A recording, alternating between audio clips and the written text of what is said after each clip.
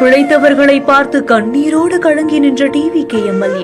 ராணிப்பேட்டை மாவட்டம் காவேரிப்பாக்கம் அடுத்திருக்கக்கூடிய கொண்டாபுரம் பகுதியில சென்னை பெங்களூரு தேசிய நெடுஞ்சாலையில பெண் தொழிலாளர்களை ஏற்றி சென்ற வேன் திடீர்னு ஓட்டுநருடைய கட்டுப்பாட்டை இழந்ததால தடுப்பு சுவரையும் தாண்டி எதிர்ப்புற சாலையில புகுந்து தறிக்கெட்டு ஓடி இருக்கு. அப்போ எதிரே வந்த 2 கார்கள் அடுத்தடுத்து மோதி பயங்கர விபத்து ஏற்பட்டிருக்கு. இந்த விபத்துல 7 வயதுடைய ஒரு சிறுமியும் அவரது தாத்தா சீதாராமன் மற்றும் கார் ஓட்டுநரான மதன் ஆகிய 3 பேருமே சம்பவ இடத்திலேயே பரிதாபமா உயிரிழந்து போயிருக்காங்க. மேலும் 13க்கும் மேற்பட்டோர் பலத்த காயங்களோட மருத்துவமனையிலும் அனுமதிக்கப்பட்டிருக்காங்க. இந்த நிலையில தான் தகவல் அறிந்து சம்பவ இடத்துக்கு விரைந்து வந்த ராணிப்பேட்டை மாவட்ட ஆட்சியர் சந்திரகலா, ராணிப்பேட்டையுடைய எம்எல்ஏவான தாஹிரா மற்றும் சோளிங்கர் எம்எல்ஏவான கபில் ஆகியோர் விபத்துல சிக்கியவர்களை நேரில் சந்தித்து ஆறுதல் கூறியிருக்காங்க. அப்ப அந்த கோர விபத்துல உயிர் பிழைத்து வழியால துடித்துட்டு இருக்கக்கூடிய அந்த காட்சிகளை பார்க்க முடியாம கண் கலங்கியபடியே அந்த இடத்துல எம்எல்ஏவான தாஹிரா அழுகக்கூடிய காட்சிகள் கண் கலங்க வச்சிருக்கு.